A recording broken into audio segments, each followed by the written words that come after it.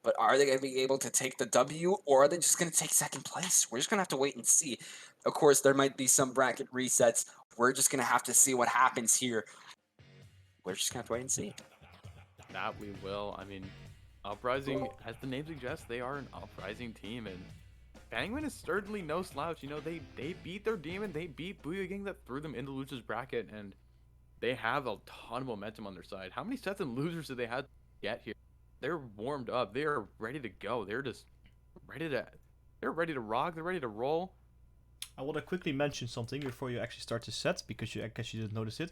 Both of these teams are called Subwing and Uprise Sub, meaning that they're both not using their main roster and they beat a couple main roster teams. Here's your fun fact of today. I'm out again. Goodbye. There's that there, of course, our stream coordinator. But yeah, Penguin got out in round 4 of winners, going to losers round 5, beating Shard 2-0, then beating FLCL 2-1, then taking 2-1 against Centopia, and then 2-0 against Booyah Gang, and then we just saw that set against Spark. So yeah, they've been going with 5 games against other teams here. Meanwhile, Uprising has been sitting pretty for quite a while, just waiting for their challenger, and this is their challenger here. Of course, Penguin versus Uprising, going to be starting out, of course, Splat Zone's the signature, but this time on Brinewater Springs. Brinewater is an interesting map to start this on. I've heard it described as the Tetris piece just because, you know, it's very square, it's very blocky, but I think notably you do have those nice little flank options on the bottom of the map. You can squid roll with spawn armor and get all the way down there, which is honestly really nice and a surprisingly strong tool to have. But yeah, I think this is going to be a very interesting grand finals. Keep in mind, Penguin is coming from losers, so they will have to win 2 sets.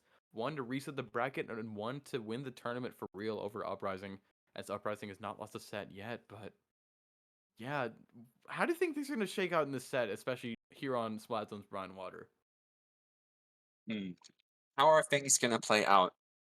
This is definitely going to be very, we're just going to have to wait and see. Of course, Crab Tank, it's already just still very meta because Nintendo decided to not hurt their little baby, but on Brine Water, it is a whole different beast. It can just reach the opponent's base. It can just reach it from theirs because of how small this map is. It can just reach the perfect E-leader spot. So if there's any, of course, we're probably not going to see that, but we're probably going to see a Hydra coming out once again from Uprising. So if that's the case, they might have a little bit of a challenging time. But the Crab Tank's just like, okay, I see one over that other ramp. Push him, get him down.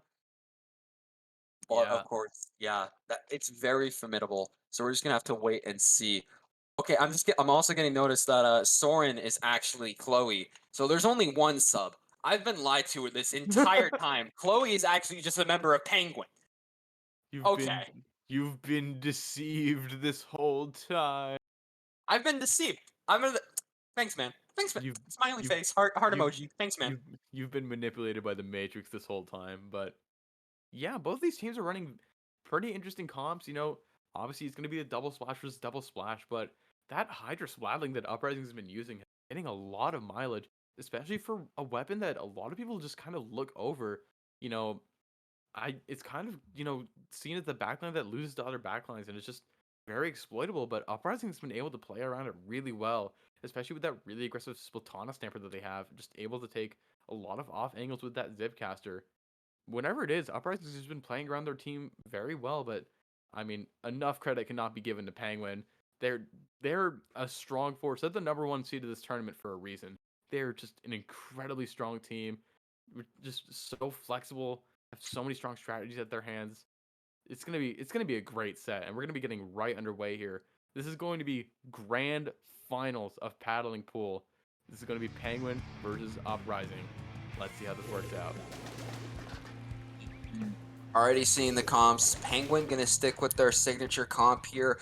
And we're seeing actually only one Crabton coming out from Uprising, switching to that comp they had in Mincemeat with the Gal, Stamper, and Hydra, switching out one of their splashes for a Gal here, as both teams are already making their first advances onto the zone. Cam gonna go down to that Stamper there, just being a general menace, as it's a 1v1 in that left area, but the Crab Tank's gonna come out. They gotta get out of there, but they get picked off. Oreo is trying to help out their teammate, but good thing they decided to back out of there, as they could have been a little bit dangerous here. But the Hydra does see that player on that right side, but they're going to be taking out U-Snipe, who's trying to jump in here, as Soren is just starting to push up. Of course, Soren is Chloe, just in case you don't know. They lied to me the entire time.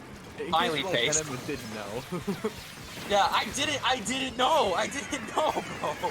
But either way, it is so close for Penguin to get back in, and there's the lead. Going back to Penguin, just trying to keep that aggression up. We're seeing the machine just trying to go for this Hydra, trying to see what they can do. The zone going to go back, of course, to Penguin, as Oreo's Crab Tank is just about ran out, and the machine is just basically in spawn, but going to be jumping down onto that left side. 2 down on the side of Uprising. Not looking that good for them, as there's just so many burst bombs flying around. There's so many burst bombs, and they're just cornering this 52 gal on the side of Uprising, and they are going to break that crab, and here comes another crab crit, and that crab is now over, but oh, never mind. Uprising gets to control the zone briefly. Is able penalty on to Penguin. They do get the pick, but the crab just gets shredded immediately. And there's just so much of Uprising's base painted in Penguin's color, and this is the advantage of Penguin from coming from the loser's bracket. You know, you've had that momentum. Your hands are warm.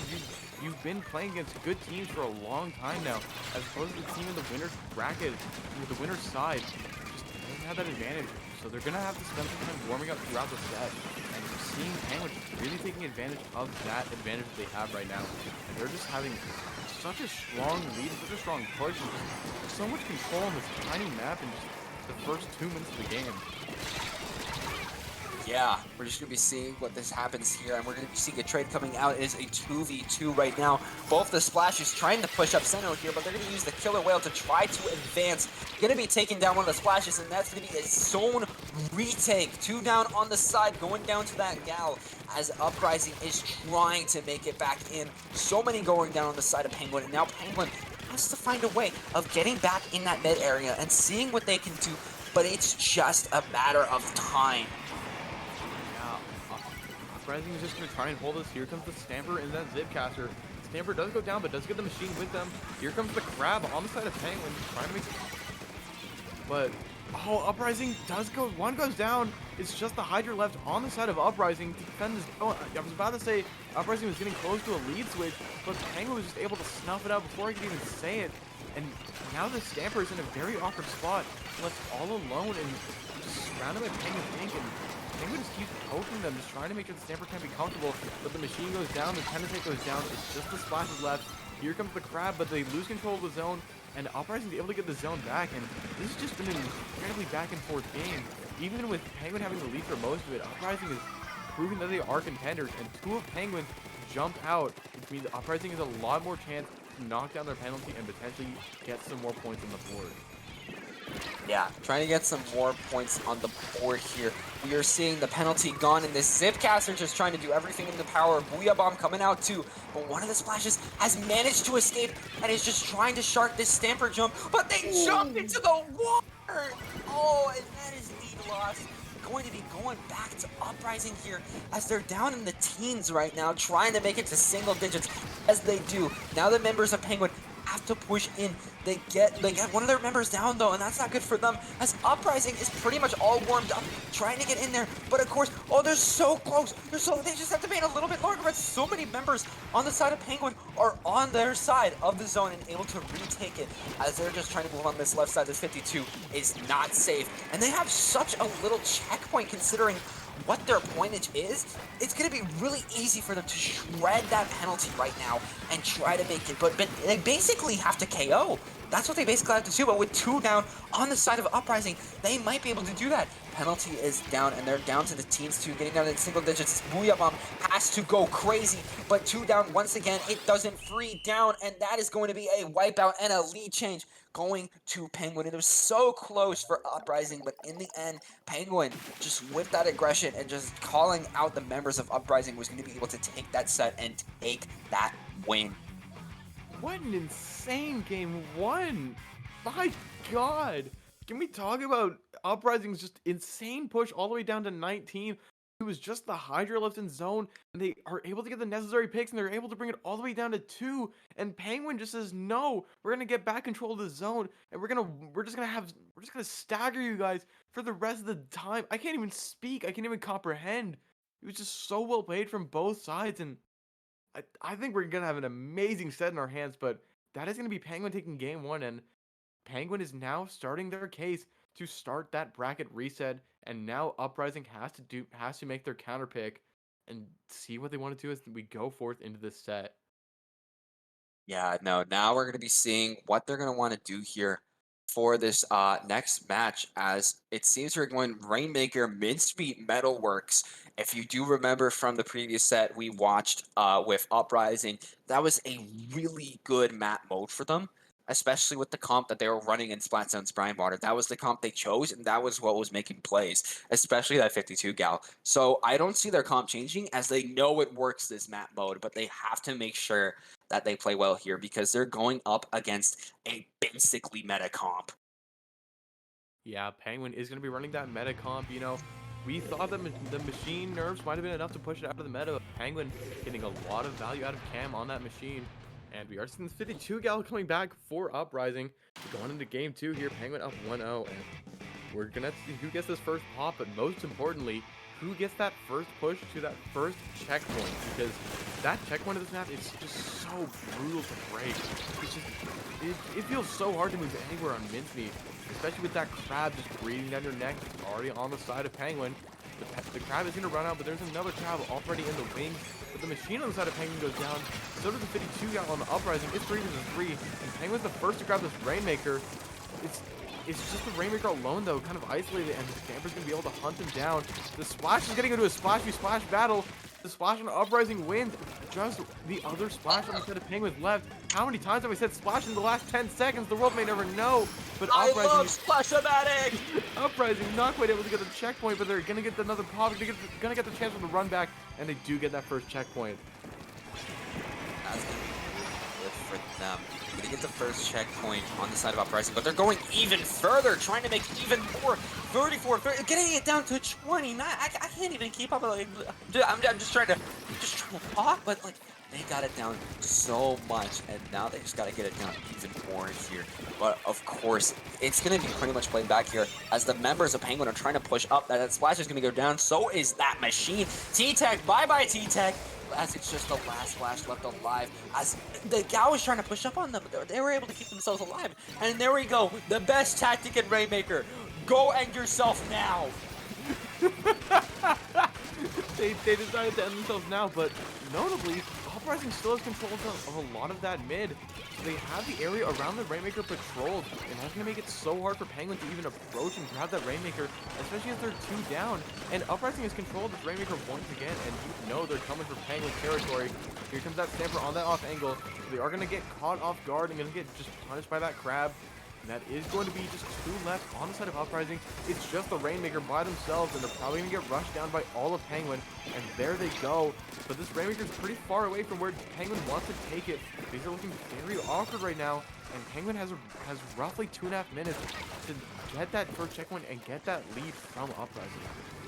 Yeah, no, they don't have long to get that lead, but they gotta make sure that they can actively push in and try to do it. They have the Rainmaker right now in their hands. They're trying to push in, but the Stamper with the Zepcaster is coming behind them, but not enough to secure that Rainmaker as they get the checkpoint there. And they're starting to push up, starting to go for something, but they get picked off themselves, and it's just 2 left alive. This T-Tech has got to play for life here as the Stamper knows where they are and is just trying to go after him here. Triple Inkshot going to come out to hopefully displace him a little bit here as the 52 cleans up the work with that splash and is now pushing up here. Sees the other splash is like, hey, you're not getting away, that's so easy. But they get a turnaround there as the machine is able to get a pick on them and a pick on another here. As it seems that Penguin is looking to push right back up here, going on that left side, but getting picked off themselves by the Hydra as the Booyah Bomb is already coming out into play. Ultimate displacement going on that left track, making sure nobody is going to be able to see another thing here as they're just keeping control over mid as much as possible. Hydra is a glass cannon, so they got to make sure they play life here, especially with that Tri-Strike coming out. But as we see, Penguin does have the Rainmaker, and one of the splashes is going to come out here. So they got to pick off that splash. There goes Splash. Bye-bye Splash as the Rainmaker is starting to push up. But Machine is going to be able to take off Hydra. This might be the lead, but no, they get picked off by the Stamper, going to be able to push up, and it's just the Machine left alive, ending off in a wipeout. A minute left on the clock, basically, and Penguin just has to find an answer because they're not able to push in. They got it so close, but they did not see that Stamper 52 combo coming in, as we are seeing just the Splash is trying to push up with the Rainmaker, trying to keep it on that right stack. The counter's a little off, but if they get picked off one more time and one of the members of Uprising takes that Rainmaker again, they might be able to just hold it out and make sure they just hold that one side and just play until the timer ticks down. But of course, not really here. But either way, 2 down on the side of Penguin. Zipcaster trying to make some plays, but going to get picked off themselves here as the T-Tech is pushed up on the Crab. But 2 down the side of Uprising is not going to do them any favors here. 20 seconds left on the Rainmaker timer. They're just trying to keep it as much as possible. My voice is starting to die out. I've been talking so fast for so long. I'm already... Okay, I'm going to stop. Man, I got you, but my God. That carnage was just never ending. It was just 2 straight minutes of a bloodbath, and it's still going on. There's only 10 seconds left of this game. Penguin has to get control of this Rainmaker. They have to push it to 28, but things are just looking so hard for them. That Rainmaker's in a really awkward spot, but they are able to grab it. But this carnage on the side, on just both these sides, is insane. One for Penguin is down. Both their splashes are occupied. They're not going to have any crabs help on this push. Here comes the Stamper and the Zipcaster going right for the Rainmaker, but they immediately go down. It's just the Splash and the Rainmaker alive for Penguin, and they have to make something happen here. But the Hydra's here. Hydra's set up for the defense, and Penguin's going to go down in overtime, and Uprising is going to take Game 2 of Grand Finals. Was so oppressive. That was such an insane match. You even heard it in my voice. I was gasping for air a little bit after that because for a straight minute or two, I was just going like an auction dealer, just talking about what's going on in that match. You know, I'm noticing that whenever it's mincemeat, that's what happens to my voice. Whenever it's mincemeat. Whenever it's mincemeat. But yeah, either way, as you saw, that was a really, really, really hectic match. But in the end, it was going to be Uprising that was going to be able to take the set win here. And now it is up to Penguin to decide what they want to do for this next match. Mainly, what map mode they want to see coming out here. Yeah, I mean, the Waffle House has found its new host, and like, mincemeat in Wait. this tournament has just been so insanely hype. Like, that was the world's most interesting mincemeat game I think I've ever seen, and just ever had a chance to cast for. But now Penguin kind of has their backs against the wall here. They really want to, I mean, obviously they want to have that chance of their reset. If Penguin loses this set, their tournament is over. They're going to be out at second place. They need to get this bracket reset if they wish to keep their hopes alive for this tournament. And it looks like their counter pick is locked in. We're going to be going somewhere for Splatoon. We have to see where just a little bit longer, but Penguin just not quite able to make things come together there. Now, the aggression from Uprising and just that insane opening push was so strong, and that's all they needed to just put it out of reach for Penguin, because the defense of having the Hydra and the Crab and the 52 with the wall and the Whale, it's just so strong. And I think it's Uprising's strongest point here, and they've been showing it time and again throughout this tournament. Just their ability to really just hold an area, hold an advantage, and make it close to impossible for the other team to make it back. But it looks like Penguin is locked in their counter pick, and we're going to be going to tower control on Hagglefish Market. Tower control Hagglefish Market, but I would like to ask something that stuck with me with what you said, Pinky. What do you mean by the Waffle House found its new host? What? Don't What do you? you know, you were talking so fast. No, Good for the role. I Don't worry about What do you mean? What? it. Don't worry about it. Don't worry about it. Anyway, here we go. Game 3 of Grand Finals. The series is tied up 1-1, and it looks like the 52 gal on Uprising is here to stay for the set. Penguin, of course, not making any changes to their comp, but Uprising not opting to bring their second splash to this game. And already this machine is just getting called out by the Stamper so often. You snipe on that Splatoon Stamper. He's been so strong all tournament, and now they're going after the crab, just moving around so fluidly. They are able to bait the Splash-O-Matic into getting stuck, and still, Uprising has control of this tower, and they're getting close to breaking their first checkpoint.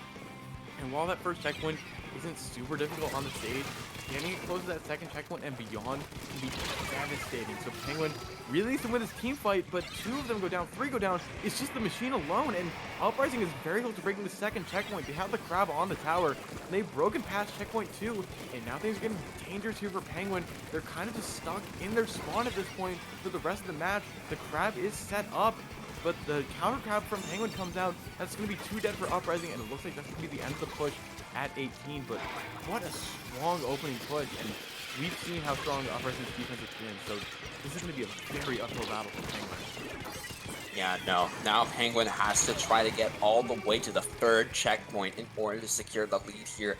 As we see, one of the splashes is going to be able to get a pick on one of the members of Uprising. 2 down for them as the crab is coming out onto the tower, trying to see if they can pick anybody off. They know somebody's in that corner. They know the Stamper's right there, so they're going to pick them off right now here as the T-Tech is going to be taking over control of the tower here. But as we see, Cam is going to be taken down by the Gal, but the Gal taking out the sides by one of the splashes.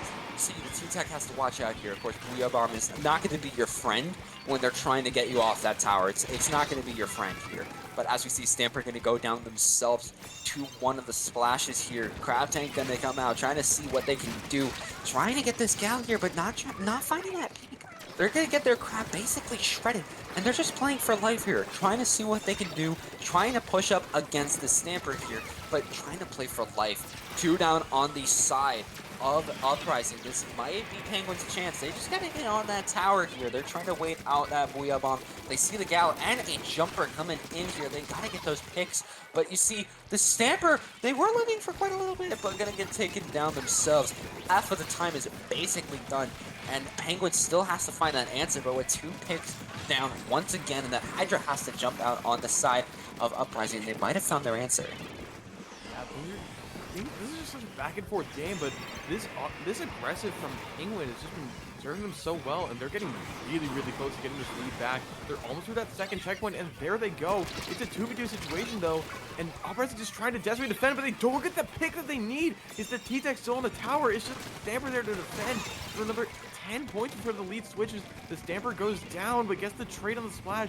Penguin is still there, but Uprising is all back, ready to defend this, and here's where the Hydra's strength really come in. Just that long barrage of bullets makes it so hard to get anywhere near the tower, but the machine is up there, just dies to the Stamper immediately. Hydra throwing the Booyah Bomb. The tower's at 28 points for Penguin right now. They're so close to getting this lead, they can taste it, but they can't be playing hasty. The Stamper drops and gets picked off, though. It's 3 versus 4. This numbers advantage is going insane. Here comes the crab, but it's gonna get the pick. It's gonna kill the Hydra too. The Splash is the last alive, and I think it's gonna be Penguin taking the solidly, and this might even be a break of the 3rd checkpoint. There it is. There we go. That's the lead switch, and that's gonna be the 3rd checkpoint being broken. And this is Uprising's last chance, but it's just the Hydra left alive.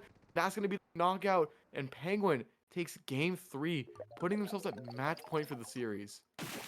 They might be able to get a bracket reset onto Uprising, but that will all be decided in the next 2 matches. They just have to get one more win, and they get that bracket reset against Uprising. Basically saying, run it back, run it back. This grand finals has been so absurdly tense. Just incredible back and forth. These teams are so evenly matched, and they're both playing so well, but Penguin is the one that's currently coming out on top. Uprising has to make their counter pick, and if I'm Uprising, I know I really want to end this here at set 1, because Penguin already has a lot of momentum, and giving them even more could be devastating, and that could be what wins them the tournament. So Uprising is going to have to think long and hard about where they want to go, what best suits them, and what they want to do to set themselves up in the best position to win this tournament. They're gonna have to try to figure that out here. We're gonna be having to see what Uprising wants to pick for their counterplay. Last counterplay they picked proved to be very well for them. Going to be able to take, going to be able to take that win on Rainmaker Mincemeat. So maybe they can have that luck again and get another really good pick for their counterplay. But again, we're just gonna have to wait and see on what this team is currently thinking of. Yeah, and this counterpick strategy is just so methodical. You really have to carefully consider not only what works best for your team, but what the other team is going to struggle with. And when the other team has two splashes, a machine, and a splatter shot, a 10 attack splatter shot, there's not a lot of maps in this game that those weapons don't like. The reason why Splash and Machine were so dominant for so long is because there's nary a bad scenario for any of those weapons. They're just so versatile and they have so many options, so many viable tools that can just get them out of so many fights and just give them so many advantages over the rest of the meta. But it looks like the counterpick is selected and Uprising is going to be taking us to Rainmaker's Scorch Gorge.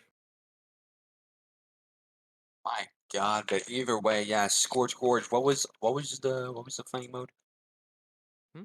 I think it's Rainmaker. Rainmaker Scorch Gorge. Again, another really solid Scorch Gorge mode here. I'd say Rainmaker and Clan Blitz are the best you're gonna get for Scorch. Tower is okay, and then Splat Zones is Kelp Dome. Yeah, we don't But talk about spot zones. yeah, we don't talk about Splat Zones, guys. We don't talk about Splat Zones. Stop running Splat Zones in tournaments, guys. Uh,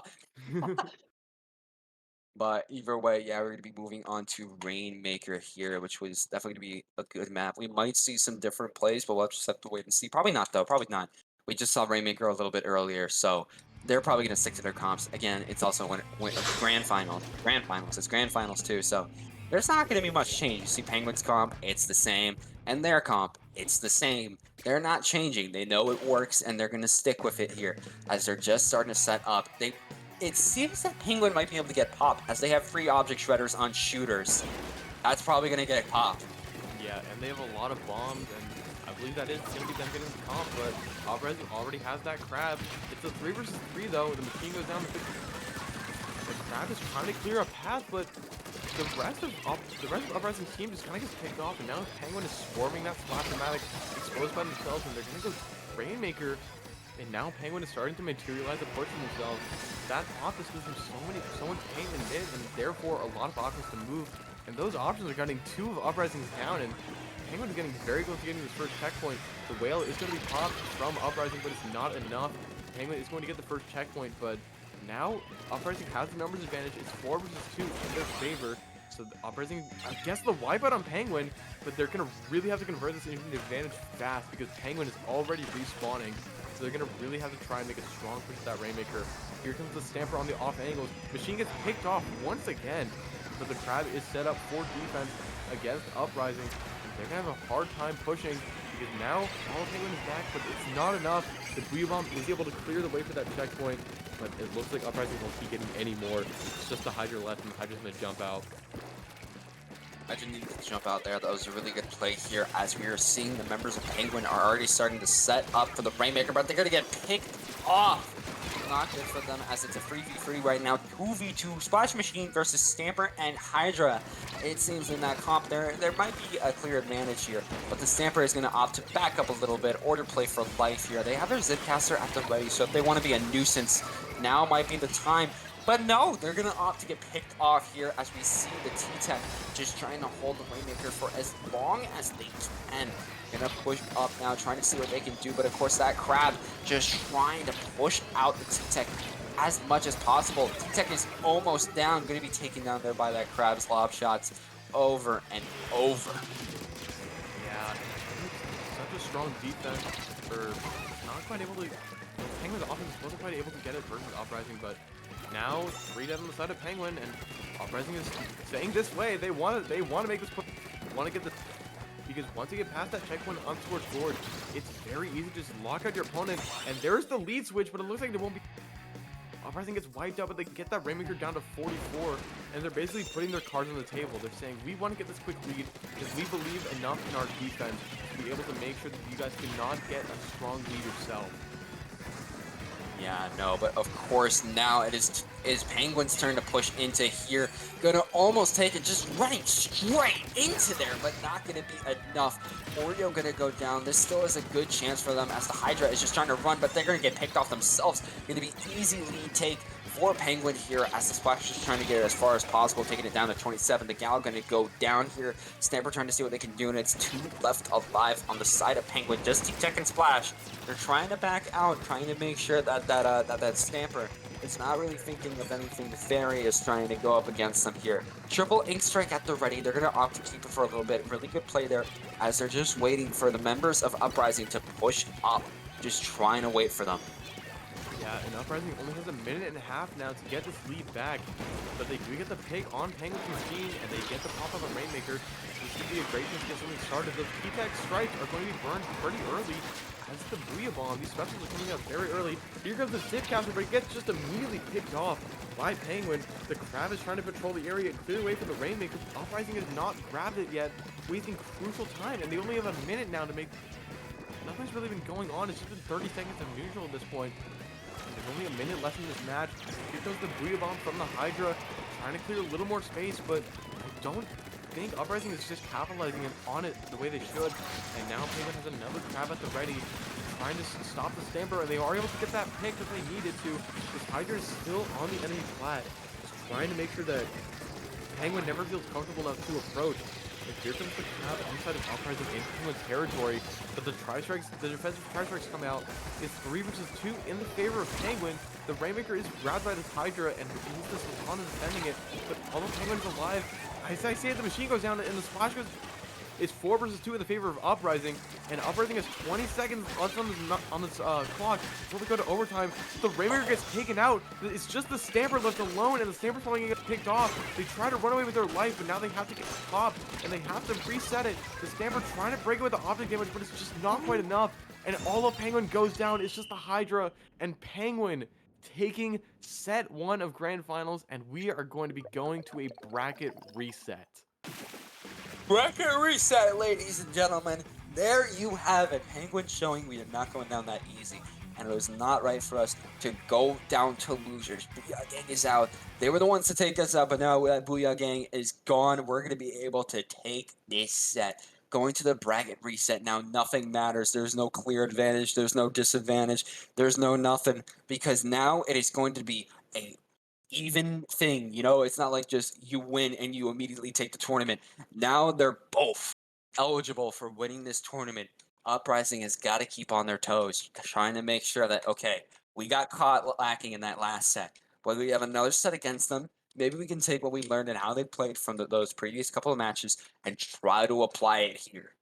Yeah, if I'm Uprising, I'm trying to take as long as I can, just really try and get a nice mental reset going, because thinking about that last set will do you no good here. This is going to be the last set of the tournament. It's going to be best of 5. The first team to get 3 wins in the set will win. A communication error has occurred.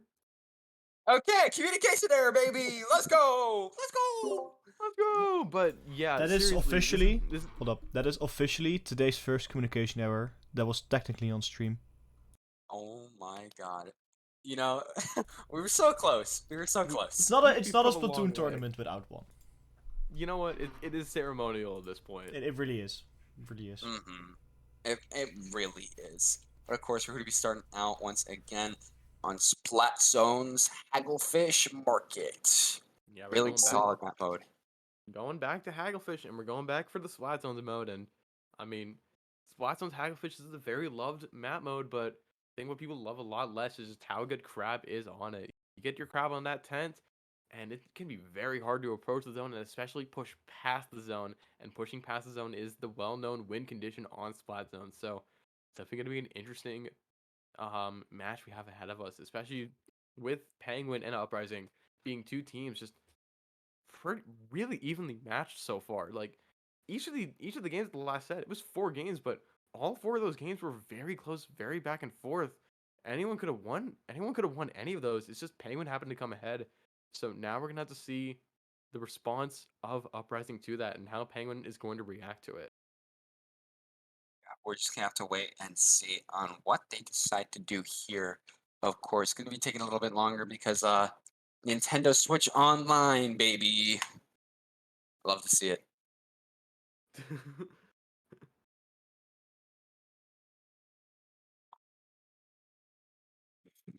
I It seems like we're gonna be starting to get back into that room, maybe a little bit. I'm seeing the room open right there, man. It's right there. Are we joining the room? Are we doing it? Yeah, we are joining the room. The room We're is doing it. officially getting set up. Let's go. We're finally gonna get to this actual second set, boy. And it looks Yeah. like almost everyone's in here. We're just waiting on one last player.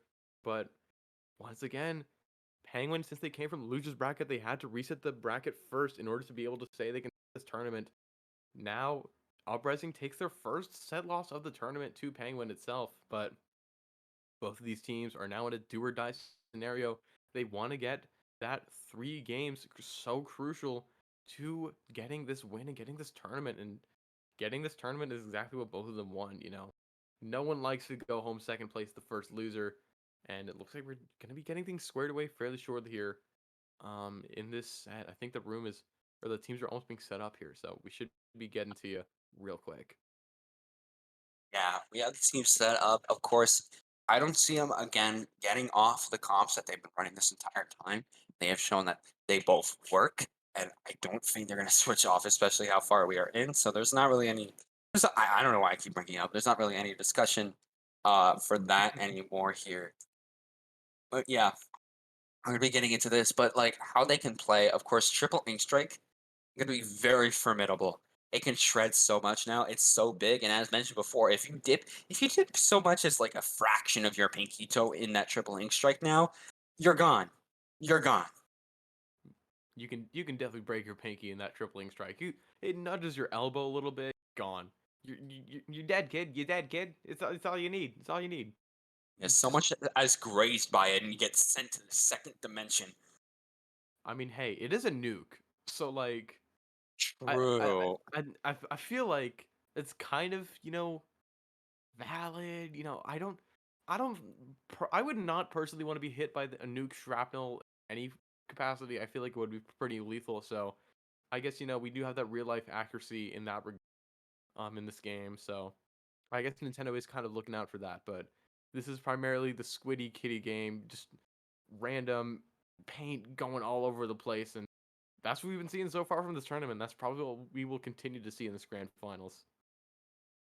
hmm It's probably going to be seen from this grand finals here. Of course, we're just going to have to wait and see what these teams are going to try to do as we are starting to get into the ready up screen, you know, like the pick your weapon, stuff like that. Yeah, these teams are just deciding on the comp. I feel like I mean, as you've said a lot of times, these comps probably aren't changing. We might see the second crab, though, come out on the side of Uprising. This 52 cal hasn't been working out for them in the first set, liked, you know, game on Mincemeat. But other than that, Penguin was just able to pull out ahead. So maybe if you're Uprising, you're thinking, maybe the power of that second crab is just what we need, especially on a crab positive map like Hagglefish.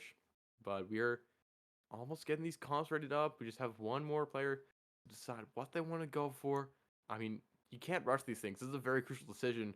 This decision could impact the fate of the tournament, but that decision has been made, and here we go. Game 1 of the Grand Finals reset. Penguin versus Uprising. Winner take all. The comp from Penguin, of course, never changes, and we do see the double splash coming back on the side of Uprising. Yep, where they're switching out the gal for the splash once again, opting for that splash and opting for that second tank.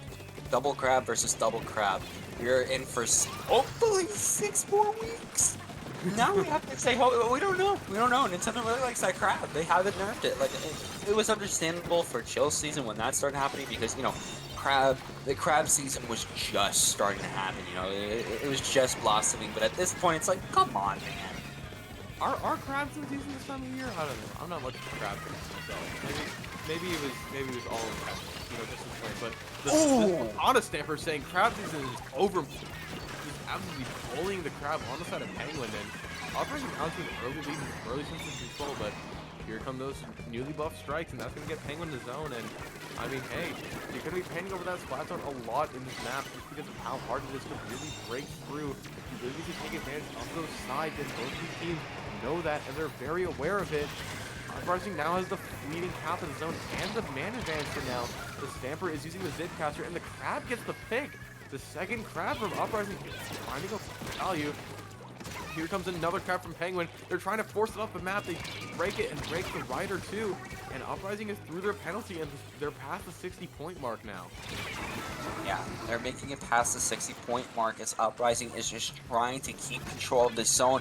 Crab Tank is almost expired here as Burst Bombs are just going to fly out immediately after. 2 down on the side of Penguin, but they're coming back to life right now, trying to see what they can do. Right now, they have to play for specials. They have to just paint for specials, as that will be able to get them back in. Booyah Bomb coming out. Triple Ink Strike coming out on the zone. A Crab Tank coming out. Is the second Crab Tank coming out? Yes, it is. And a zone retake for Penguin as both the splashes on of Uprising are going to go down. Same with that Stamper, as it's the perfect time for Penguin to push up and try to take some, just try to get some picks here, trying to see if they can just keep the members of Uprising pushed back. Yeah, that splash inside of Penguin, one of those boxes out of their way. They do get the pick on the splash on the 10 with the Burst Bomb. Very well timed, very well thrown, and now Penguin is getting close to taking this lead back, but it's just the splash left in zone, and you know Uprising is going to rush them, and there it is. Uprising gets the zone back. Here comes the Crab from the splash that lives, though, on that 10. The Stamper's trying to bully it, trying to break the Crab, and they are able to break it and stay alive themselves.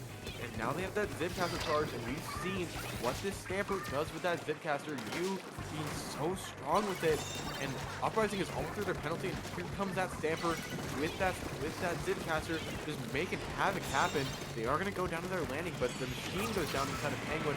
It's now 3 versus 3 in the zone, and the special start coming out. Here comes the Crab getting the pick on the Splash-O-Matic on the side of Uprising. Two down on the side of Uprising, and now Penguin has full control of the zone, winning that team fight, and another Crab's already pushed ahead to grab the approach of Uprising. Doing a really good job here of just keeping control and trying to make sure that no member on the side of Penguin are even get hit, but 2 down on the side of Penguin. So many go down, and it's a zone retake for Uprising here. They're just trying to use as much as possible to keep this zone, trying to make sure that Penguin does not get anything done. They're just trying to hold on to dear life for this zone, as they just got to get backed up. T-Tech gonna go down here, as we see the Stamper just gonna keep control on that right side. Crab Tank gonna come out from one of the splashes here, but they're gonna go down the O-Splash using their Crab Tank, as the penalty is almost gone for Uprising. Booyah Bomb on the zone, gonna try to contest it a little bit, but there goes the penalty. They're starting to get points on the board, getting it all the way down to 10, but they gotta paint a little bit more to keep it. There we go, single digits are coming on the board, but the triple ink strike is going to come out, and that is zone retake for Penguin, giving Uprising a 40 penalty, which they are now starting to shred here. As you see 2 on that right side, see one of them flanking, but they're just gonna go down. They're just gonna back out pretty easy here, as the Crab Tank gonna come out. Booyah Bomb just got expired. 2 versus 1 Crab Tank with Booyah Bomb coming out. That's not gonna do that Crab Tank any favors there, as they gotta back up and basically reduce the use of the Crab.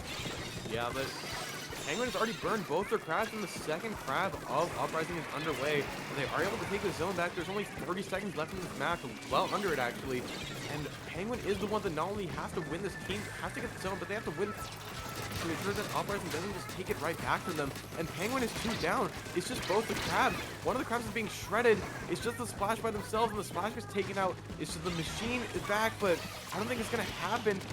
Uprising has controlled the zone. It's 2 dead for Penguin. The Booyah Bomb comes out. All the specials come out for the defense. One's coming all the way in. Gets picked off by the machine, but that's not enough. And Uprising takes game 1 of the Grand Finals reset. That was really good coming out from Uprising, keeping control of the zone, and even when it got down to the wire, still being able to keep their cool and take the zone back from the members of Penguin there. Leaving it 1-0 right now on this bracket reset, as Penguin now has to decide what they want to do and what they want to use for their map mode. Of course, yeah. I mean, yeah, now it's Penguin's turn to counterpick. They didn't get the counterpick much last set. They only got the counterpick 1 game, but I mean, this is a scary situation for Penguin. I mean, Uprising seemed unfazed by that first set, you know. I wouldn't say that they got blown back at all. It was a very close set, but clutching up a close set can do a lot to to the opposing team's mental, and Uprising just seems unaffected. They're just saying, we're still willing to play how we want to play. We want to push forward. We have another crab we got to deal with, and our Stamper's going to be doing Stamper things. Our Hydra's going to be defending the zone until the day we die. We have that Booyah Bomb output constantly, and it's just going to make things so hard for Penguin going forward in the set, and that's why they're being very meticulous with their counter pick here. They're really trying to decide on what they want to use for the counter pick here. It seems that we know the mode so far being tower control, but what the map is we don't know that as of yet. Well, it seems to be tower control, but we don't quite know the map yet. But I mean, counterpicking just in this situation, and we touched on it a bit earlier, it's just so hard because both of these teams are not only comfortable in each map, but their weapons are so versatile to be working on each of these maps. There's a reason why we don't see very many comp switches because these teams know that their weapons work really well on all the maps available to them. Hydra might be the most limited of all of them, but like Splash you can run anywhere, Machine you can run anywhere, T-Tech you can run anywhere, Stamper even you could really run anywhere with that Zipcaster just being able to fly off the walls and just hit over pretty much every single platform possible. These are just very, very versatile weapons that, each of these counter picks just get harder and harder as you go later and later stages. As we are seeing here, we are seeing the map. We're actually going to Eeltail Alley. Ladies and gentlemen, we're going to be seeing that come out here. Very interesting seeing Tower TC Eeltail. You don't really see that a lot, do you? Yeah, I feel like mostly on Eeltail you would mostly see, the stage that people most gravitate towards. Again, it's not really a stage we don't really talk about zones Eeltail, but the other modes are pretty solid on it. I think tower control though is quite interesting just because of how the bridges are all restructured to allow the tower to move forward, which gives the defenders a lot of places to really easily to position themselves to defend this tower very strongly. You can stand on really either side of the bridge. There's a lot of open area by the tower that you can really just set up for, and that makes these team wipeouts and these coordinated plays all the more crucial because if you can get a deep push well into the 20s and even into the 10s, it makes things very hard to respond to. It makes it very hard for them in that regard. But we're almost at the ready here, just waiting for one of the members going to be going up here just to ready up. Of course, this takes time. You want to make sure you have a really good comp, making sure that you're at the ready, making sure you know what you want to do. As we're just waiting to see what we have going up here.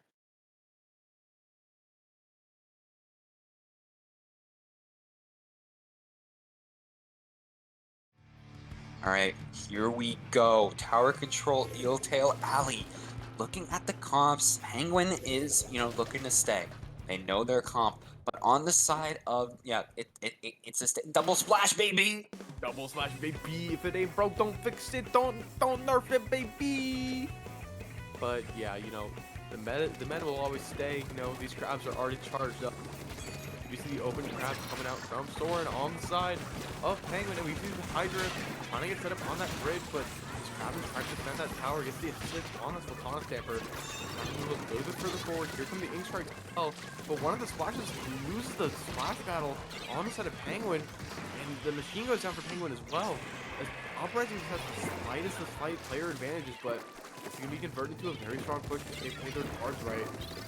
However, they have control of the tower, but as I said, Uprising begins to get control. They're trying to break through this first checkpoint, and once you get past the checkpoint, the tower officially gets out of mid, and that's where things start to get hairy to attack. But both the crabs are already expired pretty much. They're going for the couch, as well as the crab on Uprising. The splash gets picked off on the side of Penguin, and Splash is able to get two. Very well played by them, and they're able to get the tower to 63. But Uprising is just not going to push any further, and now they're saying Penguin has to respond here. And they respond by getting a nice pick on the Stamper to start things off. Yeah, getting a really good double pick, but double pick going to be going on to Penguin themselves. Going to be coming out from Oreo there with just that burst bomb as they're looking to take that tower back once again, trying to keep up the momentum and trying to zone out the members of Penguin here. Crab Tank at the ready. They're going to use it on mid, going to try to fire at that left side, but of course they're placed down a little bit, so now they're going to be probably ineffective there, as they're just trying to push up, trying to keep the members of Penguin out as they got to push in. They did make it to the second checkpoint, so they have a fairly solid lead. But of course, it can be just broken by Penguin if they get enough. Booyah Bomb coming out, trying to play for life here. So many burst bombs, so many splashes, so many crab tanks. That's how it is in this meta. If you're not running a crab tank, what are you doing? What are you doing, kid? You gotta be a little smart.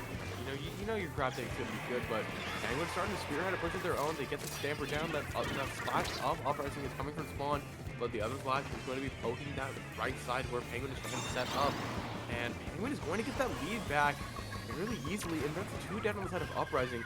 They're going to break that second checkpoint, but here's where things really start to get hairy as you get even closer to those rooftop areas where something like that Hydra can set up. But the Hydra kind of overthrows the Booyah Bomb. I think they were trying to get to the tower, but they don't quite make it there. And there's just 2 crabs on the side of Penguin, shredding the lone crab on Uprising, who's trying to defend things. And Uprising is just getting caught in all sorts of awkward spots. They do have a crab of their own charged up, trying to defend the checkpoint, but Penguin is already taken down to that 3rd checkpoint, and it looks like they're going to break it. And now they're in a very good spot to knock out the objective from here. All the Penguin's members are alive. The splash goes down, but that's it. It's a 2v2 scenario, just trying to fight for the tower. And Penguin gets the knockout on Uprising, and they've brought this set to a tie game 1-1. Yeah, no, making this a tied game, 1-1 right now, and now it's either team's game here. Whoever takes the second and third set, of course, gonna be the winners, but we're gonna have to wait and see on how that is. 1-1 each way. Now it's in Uprising's. It's in Uprising's hands on what they want to use for that bracket reset. But as you saw there, Penguin just being able to go in aggression so much, really good specials, really good special placement, and being able to just lock out the members of Uprising was very good for them. And in the end, that's what was able to get them that win. Yeah, but as you said, NM, the ball is now in Uprising's court. They have to get that counter pick, and notably, right now they have the counter pick advantage because they won game 1. If they win this game, then they get to counter pick a potential game 5 if the set even makes it that far. And they have their own counter pick to work for, so Uprising has just the slightest of slight advantages going into the latter half of the set. We're in game 3. The next team that gets 2 wins, each team wants to get 2 more wins, but it looks like Uprising is going to counterpick back onto Splatzone's Wahoo world up against Penguin. What? Okay. Did I miss something? Why do so many people like Splatzone's Wahoo? I don't know, man. I don't know, man. Just the Zone's Wahoo's counterpicks I'm gonna break a bit. They're kind of getting out of hand. Yeah, like I don't get it. I don't get it. I know it's very easy to lock out with crab tanks. It's just like, why am I seeing so much of it today? Oh my god, you'd think like this is like a broken Splat Zones map or something. I mean, it is. It kind of is, It does I come mean, yeah, but not the it good kind. it holds it's holding the torch of Splatoon 2, bringing that nice special spam area denial over, and here come those area denial specials. The crabs are still gonna come out. This January is gonna be filled with a whole bunch of crabs, but the latter players of each team are kind of really big playmakers, And here goes Penguin already with that first crab, and they're just gonna use it to get immediate control. Uprising has a crab of their own to respond with, and Penguin's crab gets shredded fairly quickly. Here come the Price Strikes, just trying to get some control out, but they're not quite able to find their mark.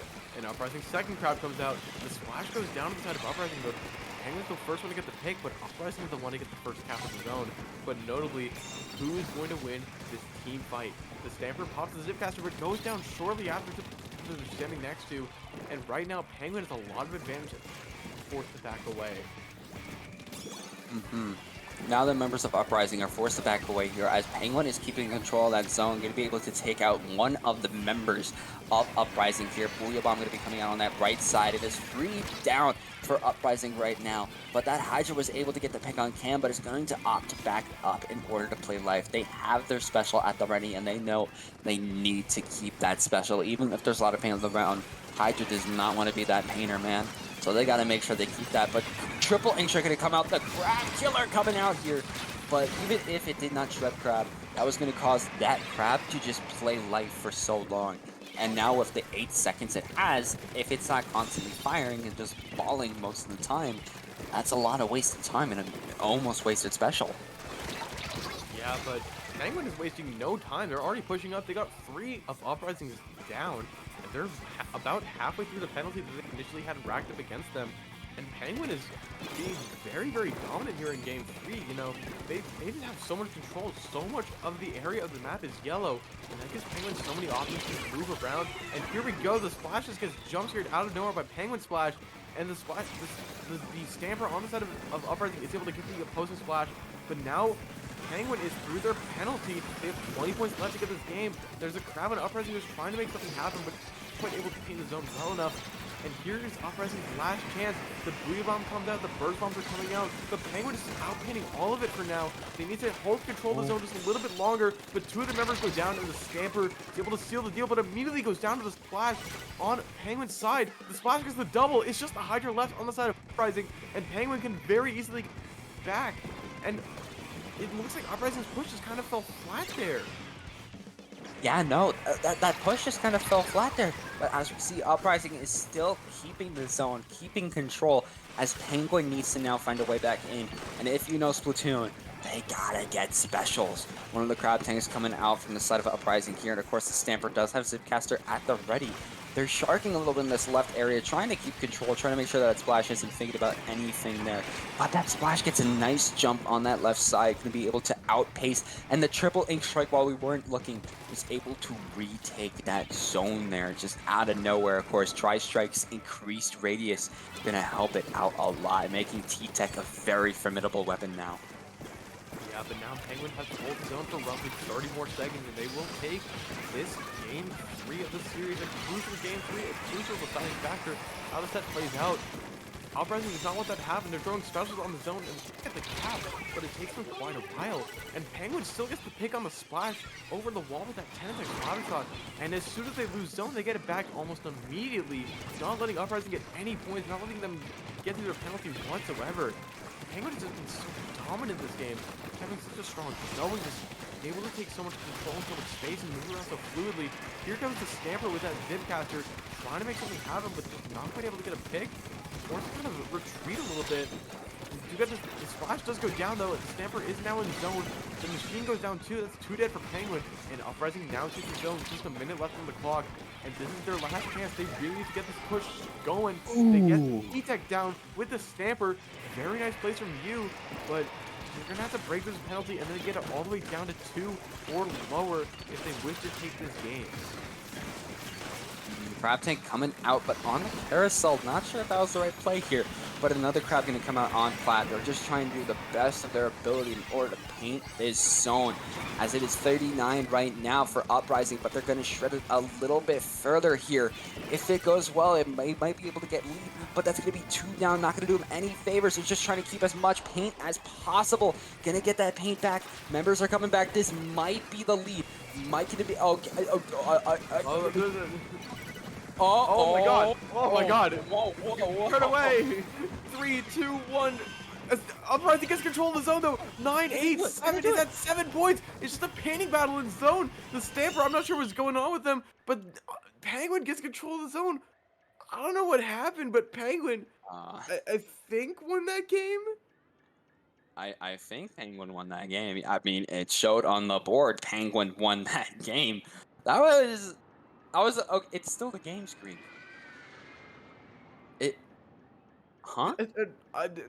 We're spinning in circles around the circular zone of water. I don't know what's going on. It's not a Splatoon tournament without a proper disconnect. No! Here you go. Oh my! communication error Does has that even? occurred. Does that count? Please tell me that counts. I think I think that counts as I a don't win for know Penguin. yet, but I wanna say it counts as a win for Penguin because they disconnected at the game screen. Come on. Yeah, they got it down to 3. There was 10 seconds left in the game. I think that does I think that means the game continues for DC rules, and I'm pretty sure Penguin had the lead as the clock hit 0, but very awkward and very unfortunate way for things to end there. And I think that means that Penguin is up 2-1 in the set, but I'm not quite sure the ruling on it. Yeah, if everything's correct, then yeah, then they're 2-1 right now. If if that counts, and they just need one more win, and it's now up to Uprising to pick the next counterplay to see if they get the next win. But that was just out of nowhere. Like the Hydra just started floating, going up and down, and then he just like it gets yeeted into the sky, and then the Stamper with the Zipcaster is just falling into the zone. I don't even know what's going on. I will clip it and I'll watch it back, and then I will oh, it has been clipped. It has been clipped a couple times. I will quickly scroll back to who has won. Oh, I was just too late. Darn, that's so sad. Splatoon 3 for the Nintendo Switch, baby. Oh man, I love it. Oh, man. I mean, we said it was a bit ceremonial for, disconnects to happen in tournament, but don't think that was anticipated by any stretch of the imagination. That is, in my 3 years of casting, that is the most interesting disconnect I've ever seen. Oh, I got a Twitter clip. Right here, posted. Posted from Little. Let me quickly scroll this. Oh, that was just lag. Okay. I don't care, there's no lag.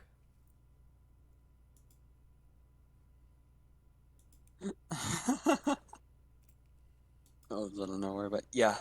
Now we're just waiting on what the ruling is for that match. Yeah, that's going to be a hard one for production to, understand. It seems that everyone just disconnected out of that room. The host just said, I'm gonna head out, and the room went with it. Yeah, it just closed in on itself. I guess so. I mean, the room couldn't handle the hype, I guess. The room couldn't handle it. And that's unfortunate. That sucks, because that is a crucial game. Neither team wants to really get that up, but we'll just have to see the ruling on it, because that's tough, man. I mean, you really want to be at match point in this series, because I mean, getting that counter pick advantage going into game 5, it's just so nice. It's so nice. Oh yeah, no. It is very nice, but again, we're just gonna have to wait and see on what the ruling is for that.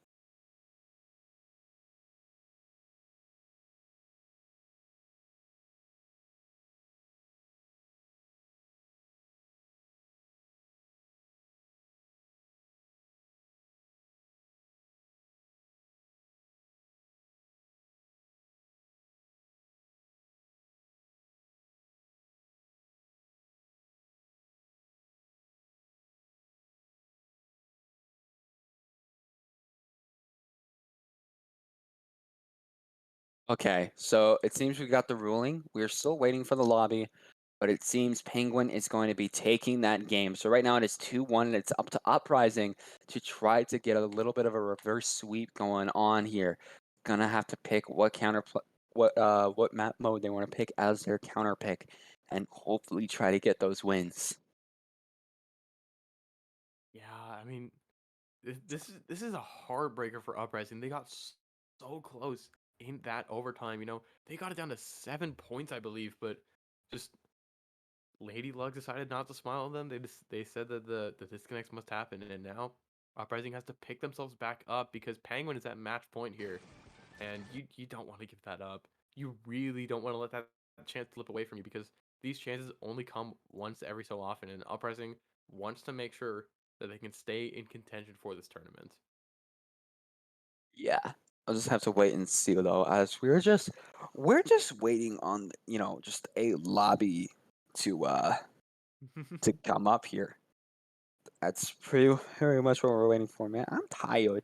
I'm tired. And I'm pretty tired. It's been a long tournament, but it's definitely been a fun. There's been a lot going on. It's Well, been I gotta scrim with my team at the top of the hour. it's okay. I got a class to probably skip in about 13 minutes. It'll be Oh boy, you. okay. It'll all work itself out, but I hope you guys in the chat are enjoying this as much as we are because this is some incredible Splatoon being played, even around all these fun little wacky disconnects coming on. Yeah, yeah. It's doing like really good right now.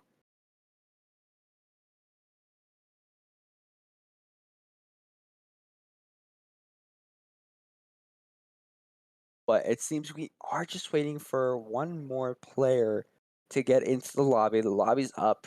Yeah, we're just waiting for that one more. Oh my god, that's the counter pick? That's the counter pick, really? Back we go, baby. I mean, hey, Uprising loves it here. I'm I pretty sure mean, they're undefeated yeah, on this map so far. yeah, they're undefeated on that map mode. Ladies and gentlemen, we're going back to Rainmaker Mincemeat. Woo! Yeah. You love Rainmaker Mincemeat, guys. They, We love it here. Oh God. they just keep picking it. They just keep picking it over and over. They'll keep picking it until they stop winning on it. I think is the plan. Yeah. I mean, if it ain't broke, there's no need to fix it. Nah, there isn't. Also, notably, we no longer have Chloe Chan. Soren is back to being Soren. You didn't know. I noticed that when we started the set, but yeah, no more Chloe Chan, no more confusion. Smiley face heart emoji. smiley face, smiley face less than 3.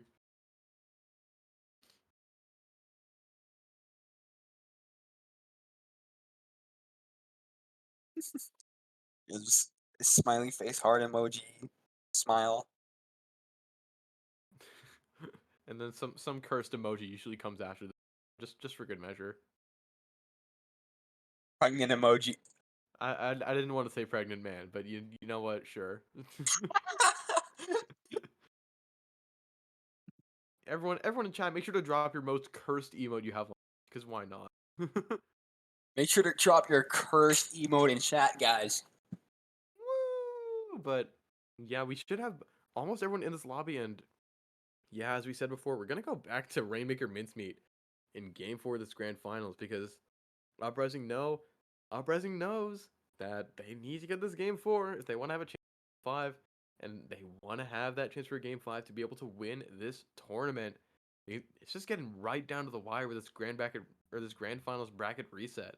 But it looks like the teams are being picked. And we're officially in the 90-second countdown. Teams are going to be picking their comps, and we're going to be going right into Game 4 here as Penguin still on that tournament point. Penguin has that tournament point, but we could see Uprising again. This is Rainmaker Mincemeat. They found the magic in this map mode, so maybe they can run it back. They did play this map mode before, and it was Uprising that came out on top. So maybe Uprising is looking to get the 2-2 here, but we're just gonna have to wait and see on what happens. Yeah, exactly. Uprising feels very confident on this map. They've counterpicked it multiple times, and each time it has served them well. But I think it'd be quite the statement from Penguin if they're able to beat Uprising on their own turf. Just really cement that they were the team to beat this tournament, and they only got beaten once, and that's why they're here in Grand Finals. Both these teams only lost one set to make it here, and they're gonna have to try and make sure that they beat the other. They're gonna have to try to make sure that they are the ones on top, but we're just gonna have to wait and see. Wait and see.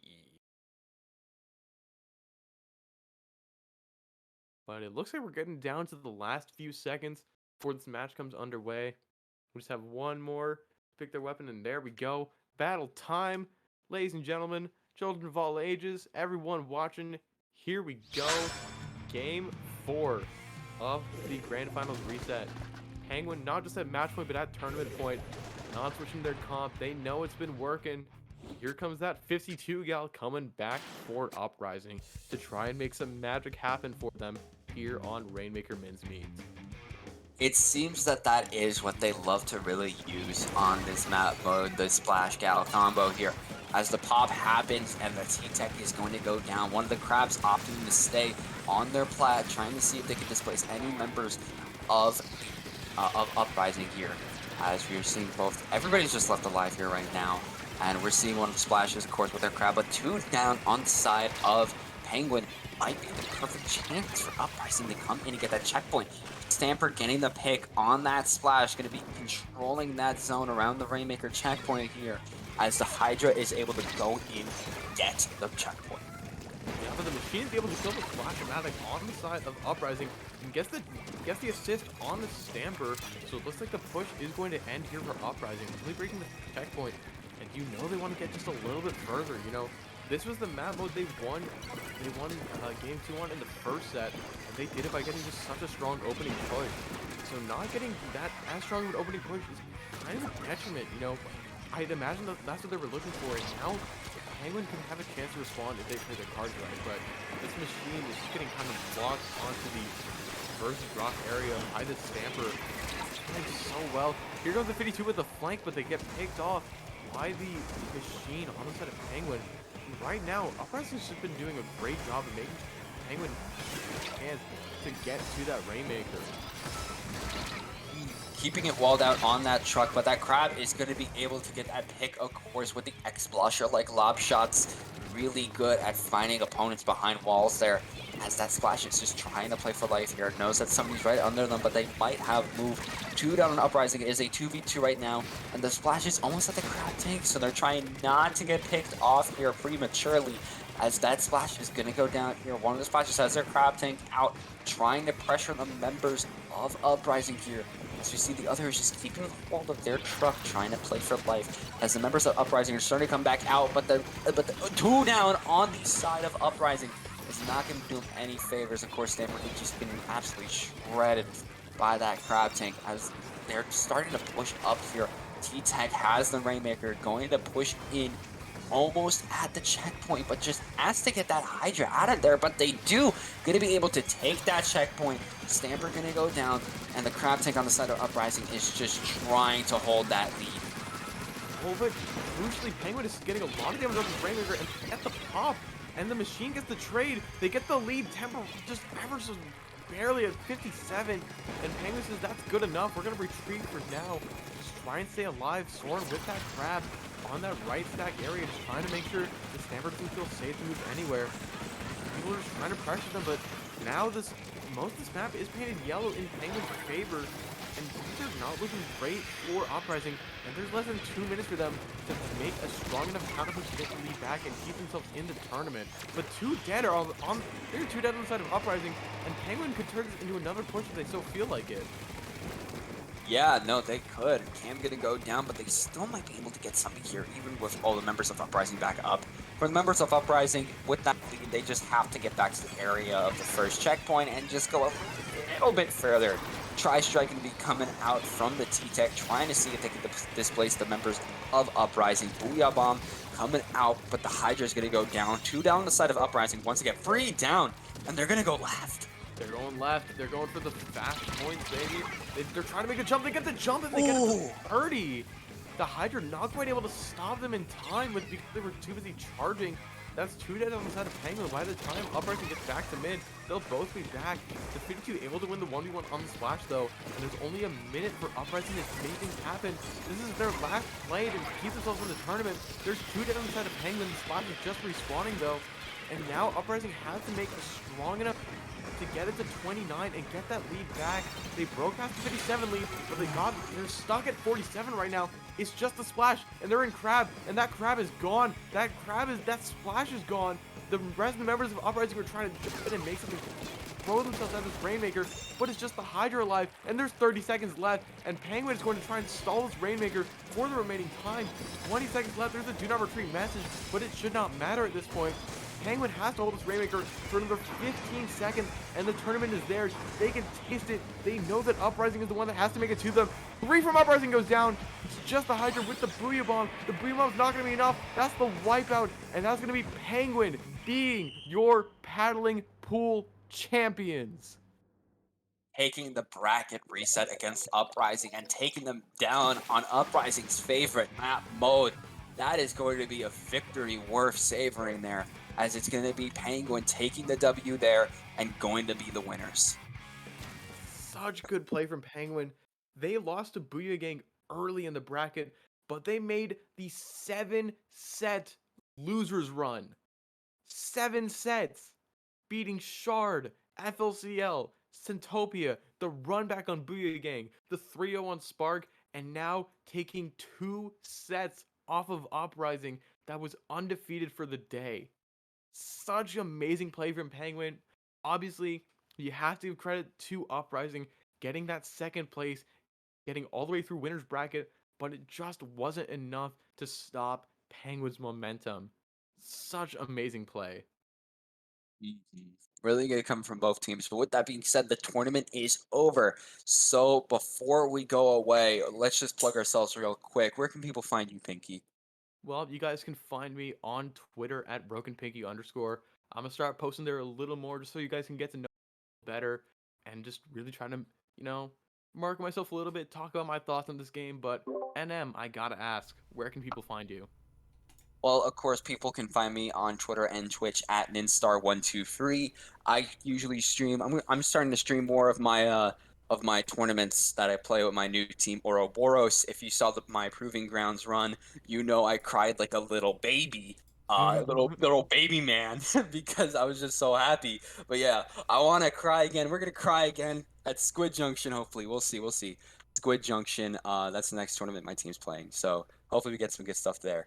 But with that being said, thank you guys, everybody, for coming out to this paneling pool. Of course, keep it here as we're gonna be rating we're gonna be rating RAF AKP in just a second. So make sure to help with the rate on that, and we'll see you guys later. Peace. Goodbye, everyone.